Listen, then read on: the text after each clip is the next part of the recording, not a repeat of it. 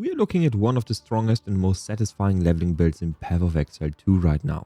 You freeze explode groups of enemies as soon as you touch them, build up freeze on bosses, consume it and obliterate them, sometimes even one-shotting them with a simple glacial cascade. The build works great on a monk, can be played right from level 1 and gets its core pieces at level 3.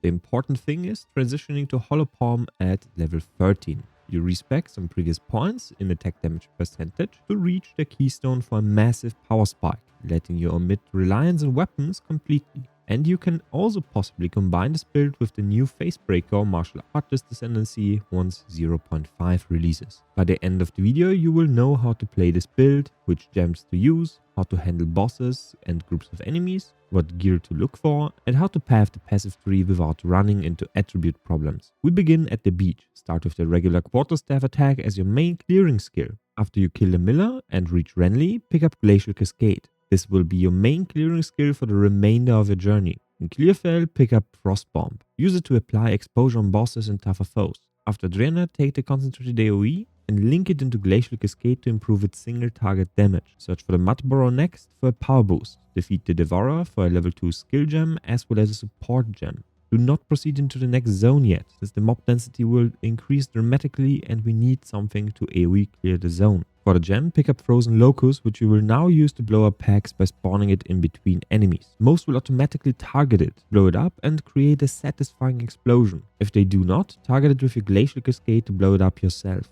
creating a huge damage spike and enabling you to be relatively safe throughout the early game. As for the support gems, pick Rage 1. Which is easy to stack and maintain with Glacial Cascade. This will not only boost your damage with Glacial Cascade, but also help Frozen Locust and their clear. In Red Valley, upgrade Glacial Cascade after defeating the Rust King. Check the refined weaponry for a quarterstaff upgrade. After you get it, transmute and augment it. After the Rotten Druid, take Ice Bite 1 for Frozen Locust. When you get the support gem from the concert area, use Cold Attunement on Frozen Locust as well to boost its damage. Once you finish Wraithorn, pick up Herald of Ice. This will help you clear immensely. Socket Cold Attunement in the skill as well with the gem from the Executioner. Letis, after you free her, will provide you with a level 5 gem. Upgrade Glacial Cascade with this one and pick up another one from the league mechanic in the next zone, Mana Rampart. To cut into Tempest Flurry for a shock application for bosses. Socket Shock into this one with the support gem you find at the Gallows. If you find a spare support gem during your journey, socket Freeze into your Frozen Locust to help with freezing. At this point, you will be able to spec into Hollow Palm technique by respecking at the hooded one. Make sure to do this before you go to the first act boss. Your damage will easily triple or quadruple after this one, making the fight trivial, and you won't rely on weapons anymore. Your next target are going to be rings as well as gloves for a damage upgrade. Now how do you actually play the build at this point? You run into enemies and place a Frozen Locust into them. They will automatically target it and it will blow up. If they don't, you just dodge roll a little bit back, run and then blow it up yourself with your Glacial Cascade. For bosses, you pre-place Frozen Locust before the fight starts. Keep Frost Bomb on them to shred their resistances by applying pressure. Then apply Shock with Tempest Flurry to maximize the damage. Make sure to keep your distance to the boss to hit them with the tip of the Ice Explosion. Throw in Frozen Locust in between to force a freeze. Once the boss is frozen, the freeze will be consumed by a huge multiplier through your Glacial Cascade, resulting in sometimes a one-shot. If they do not die, you will still deal amazing damage with your Glacial Cascade regardless. Throughout Act 1, you will come into town a few times. While you do, use your Regex to check the vendor for any upgrades for your gloves as well as boots. Look for flat damage on your gloves, prioritizing lightning damage for early shock application and movement speed on boots. You can also check the second vendor that sells your potions and wands and so on, which you do not need, but they can sell you an iron ring, which you should pick up. You can find the Regex in the guide or description box right down below. Speaking of an iron ring, make sure to visit the cemetery and pick up one from the grave. There is a 50% chance for it to contain one. If you find any rings, use your currency on them to fish for flat damage. This will greatly boost your performance. In Act 2, once you reach the Vastiri outskirt camp, pick up Elemental Armament 2 for Herald of Ice to dramatically improve its damage. As soon as you get into town, check Gloves at Chambrine for a level 16 base which can roll higher tier flat damage on them. Once you find them, pick them up and throw your currency at the solid base to fish for more flat damage. For bases, check evasion plus ES bases for hollow palm techniques effect, improving your attack speed per evasion and your crit chance per energy shield. At this point, you will find various upgrades throughout your journey through random drops. Prioritize upgrading Glacial Cascade's level, followed by Frozen Locust. Tempest Flurries next, with Freezing Mark unlocking with the next level 7 gem. Frost Bomb should be updated regularly, but keep in mind that Frost Bomb will require you to upgrade your intelligence regularly through your nodes in your passive skill tree. Depending on how much intelligence you have on your gear, you should adjust your dexterity accordingly and exchange it for intelligence. If you find any spirit gems, upgrade Herald of Ice. Slot in Potent Exposure into Frost Bomb with an additional support gem. In the Buried Shrine, later in Act 2, you'll find your first Lesser Jeweler's Orb through the Leak mechanic. This is subject to change in 0.5, but we assume the drop will stay the same. Apply this on your Glacial Cascade and slot Elemental Armament 2. You should have now no issues clearing Act 2. Entering Act 3 in the Sand-Swept Marsh, kill Rootridge for a level 9 skill gem, tier 3 support gem from the Leak mechanic, and another Lesser Jewel from the Azek Campfire.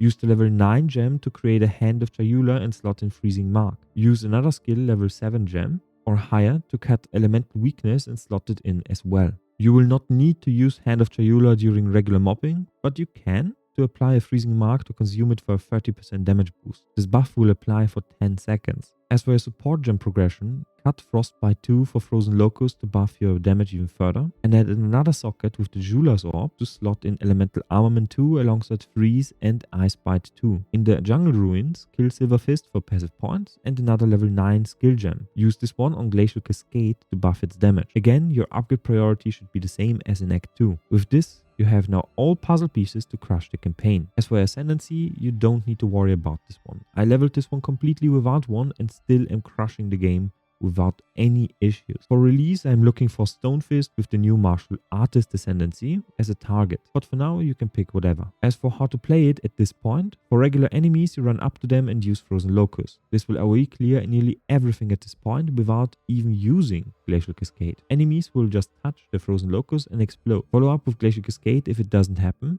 And for tougher foes, weave in Hand of Chayula to apply Freezing Mark, which will grant you a 30% extra cold damage buff for 10 seconds, which will trigger on blowing up enemies affected by it. For bosses, use Hand of Chayula to apply the Freezing Mark to improve the freeze build-up and Elemental Curse to lower their resistances. Use Frozen Locust into Glacial Cascade to prime them for a freeze, follow up with Tempest Flurry for a high percentage shock, freeze the boss with Frozen Locust, and follow up with a Glacial Cascade. Most bosses will blow up instantly. You will deal an absurd amount of damage regardless at this point, so if they don't die, just follow up with a few Glacial Cascades to make them suffer.